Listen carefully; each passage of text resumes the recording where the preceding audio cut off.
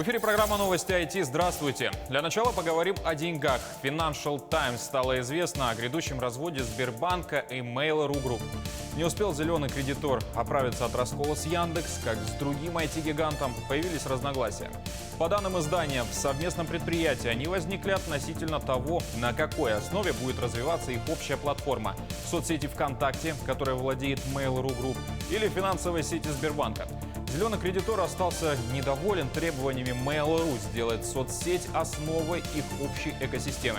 В то время как Mail.ru не хочет использовать исключительно платежные платформы, предпочитая сохранять существующие отношения. Кроме того, Сбербанк якобы недоволен тем, что недостаточно влияет на Mail.ru. В плане акций, конечно же. Также, по информации Financial Times, компании обсуждали разделение общего имущества, но переговоры о возможном разводе пока не принесли результата, поскольку стороны еще не решили, как они будут делить активы. Китайская Alibaba заработала $74 миллиарда в день холостяка. Так называют распродажу 11.11. Это крупнейшее событие для мирового ритейла, которое превосходит даже Черную пятницу и Киберпонедельник. Однако даже это не уберегло акции компании от падения. 74 миллиарда долларов. Именно столько заработала китайская Alibaba, завершив свою распродажу в день холостяка в среду. Покупатели на платформах торговой площадки смогли получить дополнительные скидки, участвуя в играх, чтобы заработать бонусы, комбинируя покупки в разных магазинах и размещая заказы в ранние часы. День холостяка впервые прошел в 2009 году. Традиционно его устраивают 11.11. В Китае в этот день обычно проходят яркие представления с живыми выступлениями знаменитостей. По объемам продаж 11 ноября затмевает даже Черную пятницу и Киберпонедельник в США. Аналитики внимательно следят за этим событием, чтобы оценить состояние китайской экономики, которая откатилась назад после того, как кризис здравоохранения ослабил финансовую активность в начале года. Несмотря на высокие продажи, акции Alibaba в среду потеряли в цене 10% на азиатских биржах после того, как Китай опубликовал проект, направленный на противодействие монополий на рынке электронной коммерции и платежных услуг. В Великобритании до 2030 года запретят продажу новых автомобилей, работающих на бензине и дизеле. Борис Джонсон надеется так улучшить экологию и имидж своей партии. На смену им придут гибриды и электрокары. «Зеленая революция». Так премьер-министр Великобритании Борис Джонсон назвал свою новую инициативу. В Соединенном Королевстве до 2030 года запретят продажу новых автомобилей, работающих на бензине и дизеле. Таким образом, двигатели внутреннего сгорания уйдут там в прошлое на 5 лет раньше прежде намеченных сроков. А с 2035 года в Британии вне закона и новые гибриды. Борис Джонсон принял это решение в рамках экологической инициативы консервативной партии Великобритании свести выброс парниковых газов к нулю до 2050 года.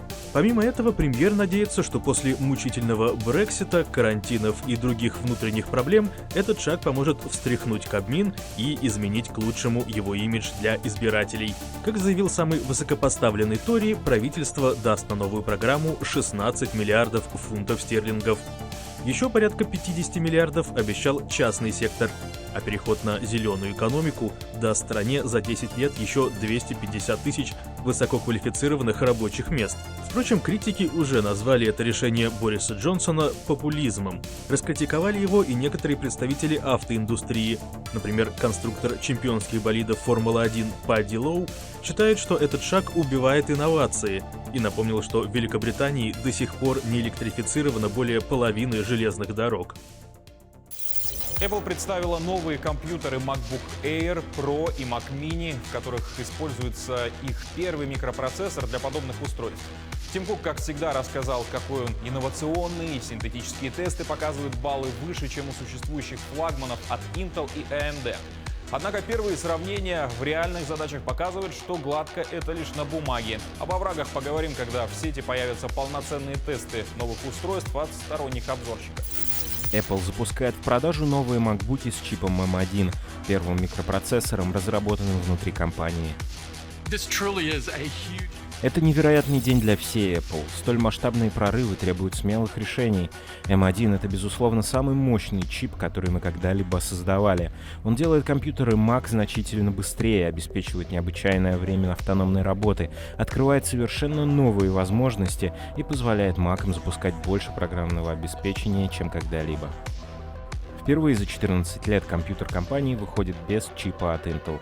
В Купертино рассчитывают, что собственная разработка поможет сблизить Маки и айфоны.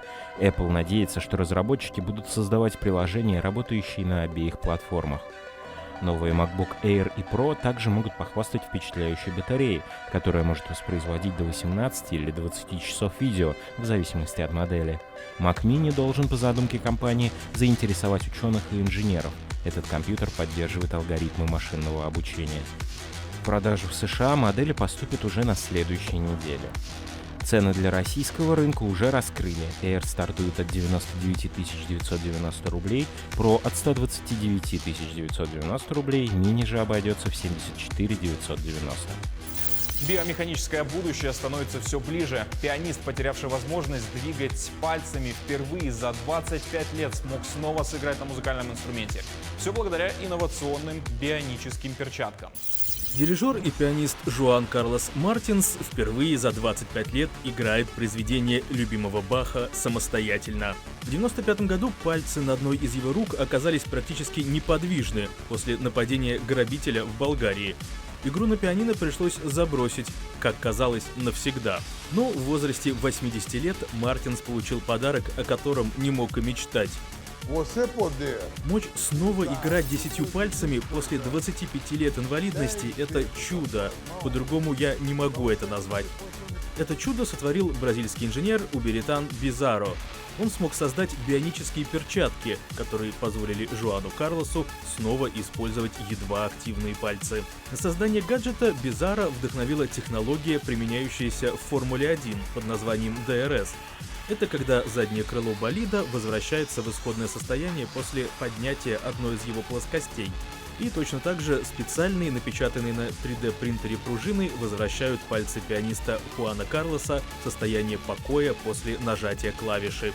Сам музыкант сначала не поверил, что такое возможно. Насколько много для него значит возможность снова играть на любимом инструменте, можно судить об одной из историй его юности. Когда мне было 28 лет, я повредил локтевой нерв на правой руке. Это был несчастный случай. Я подумал, что никогда уже не смогу играть, и задумался о самоубийстве. Уже взял лезвие и отправился в ванную. Но тут зазвонил телефон. Я не хотел брать трубку, но все же почему-то решил ответить. Это был мой преподаватель. Он отговорил меня от суицида. Но если бы я не взял трубку, меня бы тут уже не было. Как уверяет создатель перчаток, принцип их работы предельно прост. Он создал первый прототип всего за 4 дня и потратил на это меньше 100 американских долларов. Причем его изобретением уже заинтересовались в Европе, и первые коммерческие экземпляры гаджета уже отправились в Старый Свет. Так что не исключено, что вскоре жизни тысяч людей станут чуточку лучше, прямо как у Жоана Карлоса Мартинса.